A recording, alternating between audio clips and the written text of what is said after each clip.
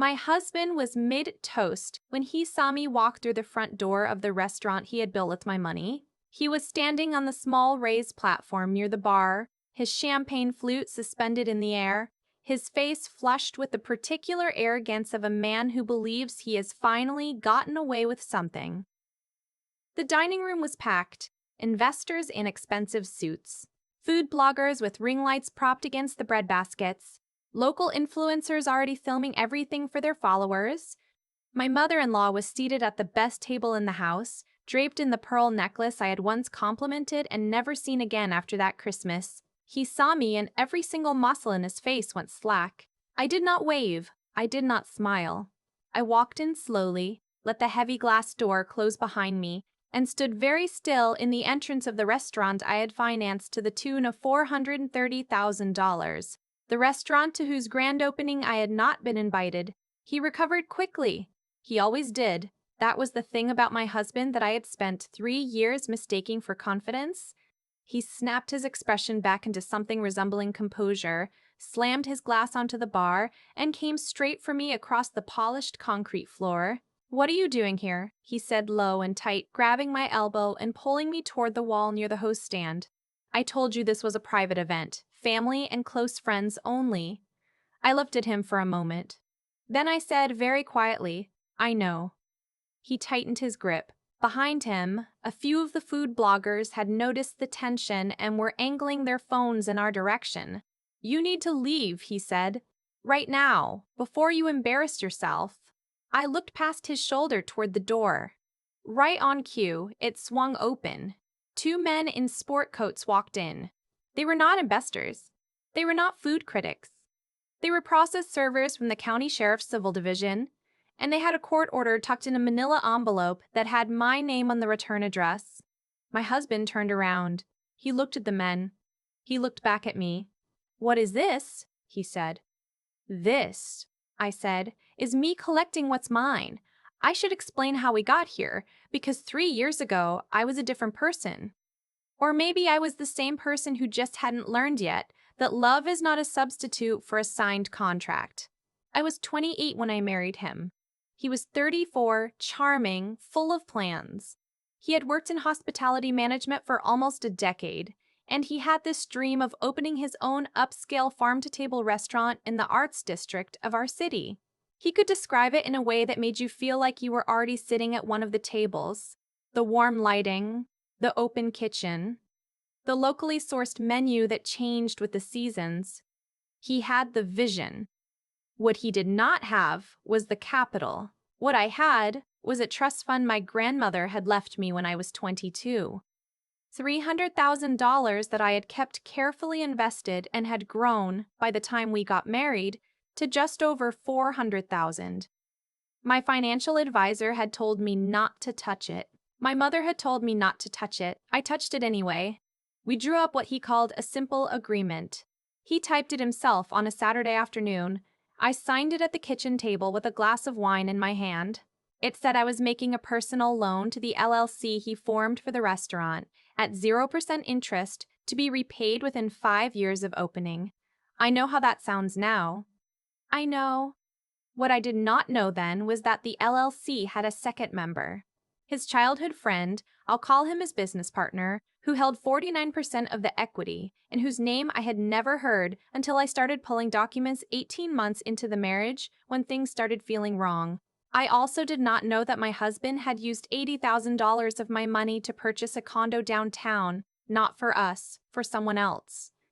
I found out about her the way women always find out, not through any dramatic confrontation, but through a receipt, a grocery run, 2 of everything, almond milk and his brand of oat milk, 2 toothbrushes in the bag from the pharmacy. I sat in my car in the driveway for a long time after I saw that receipt on the counter. I did not cry. I went to my laptop and I started pulling every financial document I could find. What I found over the following 6 weeks, with the help of a forensic accountant my attorney recommended, was a picture so comprehensive and so damning that even my lawyer went quiet for a moment when she reviewed the report. He had diverted $60,000 from the restaurant LLC into a personal account I did not know existed. He had used my trust fund disbursement to pay for the downtown condo listed under his business partner's name to obscure the trail. He had applied for a small business equipment loan using a personal financial statement that listed my assets as his own without my knowledge or consent. That last part was not a gray area. That was fraud. My lawyer's name was a woman I'll just call my attorney, and she was the kind of person who did not raise her voice because she never needed to. She laid out the options one afternoon in her office on the 14th floor of a building downtown. We could file for divorce and pursue the loan repayment through family court. We could report the fraudulent loan application to the lender and the state attorney's office. Or, and she paused here and gave me a look I will never forget. We could wait. Wait for what? I said. Wait for the restaurant to open, she said. She explained. The original, simple agreement I had signed at the kitchen table was, despite its informality, a legally enforceable promissory note under state law. Because the loan was to the LLC and I had documentation of every wire transfer, I had standing to file a commercial lien against the business assets. Not on the building, he didn't own the building, but on everything inside it, the kitchen equipment, the furniture, the fixtures, the liquor inventory. She had already drafted the paperwork. All we were waiting for was for him to have something worth taking. So I waited. I went to work every morning. I came home every evening. I watched him finalize the menu and hire the kitchen staff and spend $40,000 on a custom wood-burning oven imported from Portugal. I watched him post progress photos to Instagram. I watched his mother share every single one of them, adding comments about what a visionary her son was. What a talent. What a future. Not once did either of them mention me.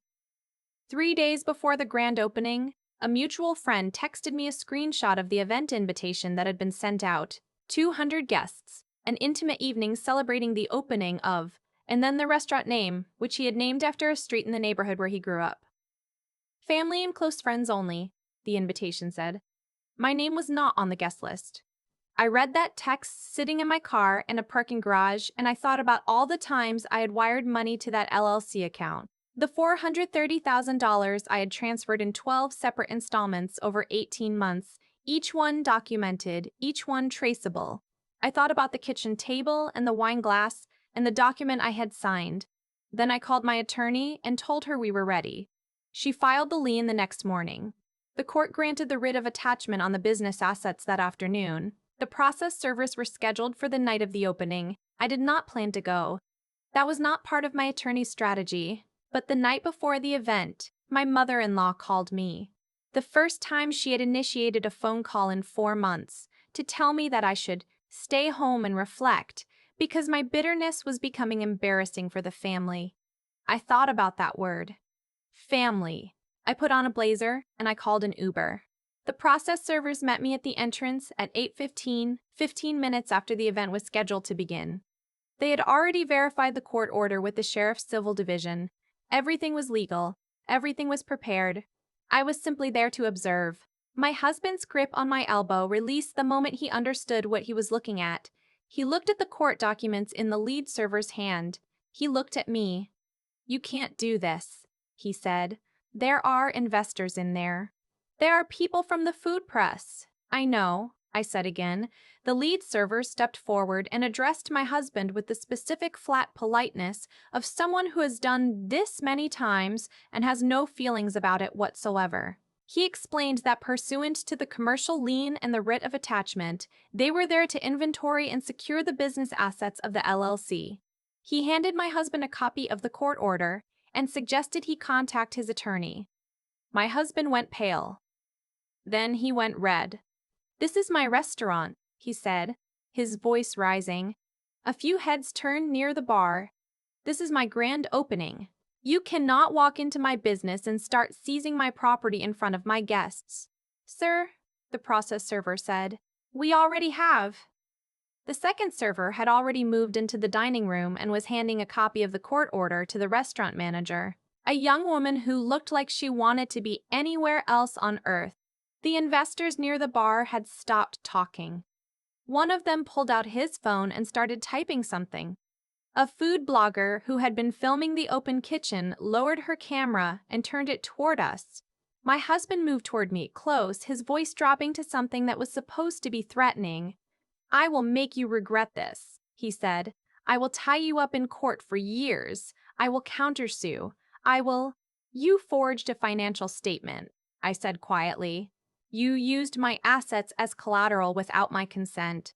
You purchased a condo for another woman using money from a loan I made to your business. My attorney has documented all of it. So when you talk to your lawyer tonight, make sure he knows the full picture."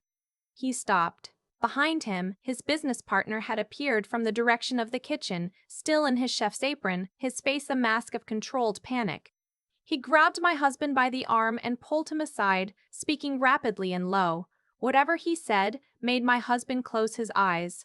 His mother materialized from the back of the room, her pearls swinging, her expression the particular flavor of outrage that wealthy women deploy when their social events are interrupted by reality. She cut through the crowd with the focus of someone who had spent decades managing scenes. "What on earth is happening?" she said, looking at me with an expression that I had once found intimidating. "What have you done?"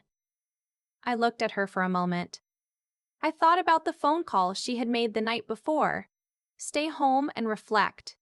"I'm collecting a debt," I said. "Your son owes me $430,000. Plus interest, actually, because the promissory note included a default clause he apparently didn't read." She stared at me. "You are destroying this family." "I financed this family," I said, "and then this family had a party and didn't invite me." She opened her mouth. She closed it. The process servers had begun their inventory. Two of them moved methodically through the dining room, photographing and tagging assets, the custom banquet seating, the handmade ceramic dinnerware, the sound system, the bar equipment. Another had gone into the kitchen and was documenting the commercial appliances, the 6-burner ranges, the wood-burning oven from Portugal that had cost more than some people's cars. The room was very quiet now. The investors near the bar had put away their drinks. One by one, they retrieved their coats from the coat check. My husband saw them leaving and broke away from his business partner, moving toward them with his hands already raised in the gesture of a man trying to stop something from walking out the door. "Gentlemen, please," he said. "This is a private domestic matter. It has nothing to do with the business fundamentals. The location is incredible. The concept is sound. The staff is—" The lead investor, a man in a gray suit who had the look of someone who had seen many promising restaurant concepts and many desperate restaurateurs, put on his coat and buttoned it carefully. "You have a creditor executing a lien against your assets on opening night," he said. "I've been in this industry for 20 years. This is not a domestic matter. This is a management problem." He picked up his program from the bar. The beautiful printed menu my husband had designed with a graphic artist I suspected I had also paid for, and set it back down. "Good luck to you." He left. The other two investors followed him without speaking. My husband stood in the middle of the dining room floor watching them go. His business partner had disappeared back into the kitchen. The food bloggers and influencers, to their credit, were still there, or rather, they were not leaving because the drama unfolding in front of them was considerably more compelling than the burrata appetizer. Phones were out. Some of them were definitely live. That was when his mother made her move. She had been standing near the host stand watching everything unravel with that expression she had, the one that looked like disapproval but was actually calculation. I had seen that expression at Thanksgiving dinners and birthday parties, and every family gathering where I had sat quietly and written the check. I had always misread it as contempt directed at me. Now I understood she had been directing it at everything, all the time, at everyone. She walked up to her son and spoke in a voice that was not quite low enough. "Tell me about the equipment loan," she said. He blinked. "Mom, this is not the time." "The loan you took out last spring," she said. "The one you said required a cosigner. Tell me that you did not use my information." The silence that followed was the specific kind that answers the question without anyone saying a word. Her face changed. I had never seen her face change like that before. Everything that made her look like herself, the composure, the certainty, the particular set of her jaw, rearranged into something I can only describe as the moment when someone realizes they have been had. You used my name, she said. You used my credit. Mom, I can explain how much, she said. He said a number.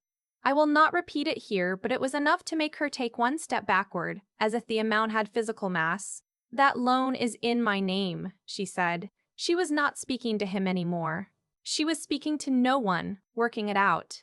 If the restaurant fails, they come after me. They come after my house. The restaurant is not going to fail, he said, and gestured widely at the room around him, the room being systematically documented by 2 process servers with clipboards. She looked at the process servers. She looked at her son. Something behind her eyes went very still. Then she turned and looked at me. I had not moved from my spot near the entrance. I met her eyes. She knew, my mother-in-law said slowly, not accusing me, realizing it. She knew about the equipment loan. My forensic accountant found it 8 weeks ago, I said. I gave a copy of the documentation to the state attorney's office as part of the fraud report. Her hand went to her pearls. Not in the way women touch jewelry when they are nervous, but in the way someone grabs something to make sure it's still there. The fraud report, she repeated. Using someone's personal financial information to secure a loan without their knowledge or consent is wire fraud under federal statute, I said. It doesn't matter if the person is a stranger or a family member. The law doesn't make that distinction. My husband stepped toward me. You reported me to the Attorney General? You are trying to put me in prison? I reported the fraudulent loan application, I said. What happens after that is between your attorney and the state. His business partner reappeared from the kitchen, now without the apron, holding his own phone to his ear and speaking in a low, urgent voice. He caught my husband's eye and shook his head once. A quick, decisive motion that meant whatever conversation he was having was not going well. The kitchen staff had filtered out of the back and were standing along the wall in their whites, watching. The bartender had stopped polishing glasses. The dining room, which 45 minutes ago had been the realization of a dream. The warm lights, the custom furniture, the wood-burning oven my money had paid to ship from another country, looked like a stage set after the final performance. My husband turned to his business partner. Tell me we have options. His business partner lowered his phone. He was quiet for a moment. I'm going to need you to understand something, he said, with the careful tone of someone who has just spoken to their own attorney. The LLC has 2 members. The lien is against the LLC. That means my equity is also frozen. He paused. You told me the financing was from a personal line of credit. You told me she had signed off. She had, my husband said. I signed a promissory note, I said from across the room without raising my voice. He signed a promissory note. The money was always a loan. It was never a gift, and it was never an investment. The default clause kicked in 30 days ago when he missed the first repayment installment. His business partner looked at my husband for a long time. Then he folded his phone into his pocket, walked to the coat check, retrieved his jacket, and left the building without another word. My husband stood alone in the center of his restaurant. The process servers continued their work. The influencers continued filming. His mother had not moved from her spot near the host stand. She looked like someone who had arrived at a party and discovered it was actually a deposition. He looked at me with an expression I had seen before, in smaller moments. When a plan hadn't worked out, when a reservation fell through, when the world refused to cooperate with his version of how things should go. It was the expression of a man who believed that the right combination of charm and pressure could still fix this. We can work this out, he said. We don't need lawyers. We don't need courts. Come home tonight and let's talk, and we can figure out a payment plan that I moved out 6 weeks ago, I said. I've been staying at my mother's. You didn't notice because you weren't home. He blinked. The filing for legal separation was served to your registered address 2 weeks ago, I said. Your attorney should have a copy. His mouth opened. Nothing came out. The lead process server approached me with a clipboard. He showed me the preliminary asset inventory. 4 pages, itemized, with estimated values. The total, even conservatively assessed, covered a significant portion of the lien. My attorney had said we might not recover the full amount immediately, But between the asset seizure, the pending fraud case, and the separation agreement, the picture was not bad. I signed the inventory acknowledgement form. I thanked the process server. I picked up my bag from the floor where I had set it when I walked in, and I turned toward the door. My husband said my name. Just my name, nothing else. With the particular inflection that used to mean something to me. I stopped. I turned around. He looked terrible. The expensive shirt, the blazer he'd bought for tonight, the whole careful presentation of a successful man at his moment of arrival. None of it was helping him right now. He looked like someone standing in a room that used to be his and no longer was. "I did love you," he said. "I want you to know that." I thought about that for a moment. I thought about the kitchen table and the wine glass. I thought about the receipt with two of everything. I thought about $430,000. "I know you believed that," I said. I walked out. The night air was cold and sharp after the warmth of the restaurant. I stood on the sidewalk and pulled out my phone and texted my attorney, "Done." It went as planned. She replied in under a minute with a single thumbs-up emoji, which from her was the equivalent of a standing ovation. My Uber arrived in 4 minutes. I sat in the back seat and watched the neighborhood slide past the window. The galleries and coffee shops and old warehouses converted into studios, the kind of neighborhood that makes you believe in possibility if you're not careful. I was not sad. I want to say that clearly because I think people expect a woman to be sad after something like this, or if not sad, at least conflicted. I was not conflicted. I was the quietest I had been in 3 years. 6 months later, the legal separation became a divorce. The default judgment on the promissory note was entered by the court after my husband failed to appear for the civil hearing. He had, by that point, retained a bankruptcy attorney. But my lawyer had anticipated this. Commercial debt obtained through fraudulent inducement is not automatically dischargeable in bankruptcy. We had documented the fraud. We had the forensic accounting report. We had the fraudulent loan application. The bankruptcy court agreed. The debt survived. A wage garnishment order was entered against him. A mandatory percentage of every paycheck he earned would be directed to my holding company until the principal was satisfied. Given his work history and earning capacity, the judge noted, this would likely take many years. His business partner filed his own suit against my ex-husband for misrepresentation, the claim that the financing had been legitimate and approved. That case was still pending, last I heard. His mother lost the equipment loan dispute. The lender pursued her directly once the LLC dissolved. She sold a piece of property she had owned for 20 years to cover it. She has not spoken to her son since the night of the opening, according to the mutual friend who still occasionally updates me and whom I strongly suspect enjoys doing so. The restaurant space itself sat empty for 4 months. Then a woman I had never met signed a new lease on the building and opened a Southern brunch concept that was written up in 3 different local publications within its first month. I have been there twice. The biscuits are extraordinary. As for me, I went back to my financial advisor, the one I had not listened to when I was 28, and I told her everything. She did not say I told you so. She is a professional. We rebuilt the portfolio from what had been recovered. It took time. It is not what it was yet, but it is growing, and it is entirely mine, and no one has a promissory note on any of it. I still think about the moment he saw me walk through that door. The way his face changed, the champagne flute suspended in the air, the room full of people who thought they were watching a celebration. I have thought about what I would say if someone asked me what the lesson was. I used to think the answer was something about not trusting people, or not lending money to people you love. But I don't think that's quite it. I think the lesson is this. Know what you are signing. Read the thing. Read the whole thing, including the parts that seem obvious or unnecessary or like legal boilerplate you can skip. Understand what the default clause means. Understand what the default clause means. Understand what happens if the repayment schedule is not met.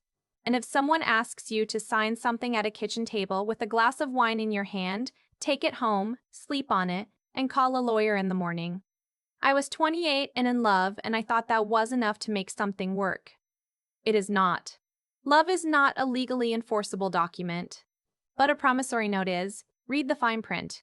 Protect what is yours, And if someone tries to build an empire on your foundation and forgets to invite you to the opening, make sure you have the receipts.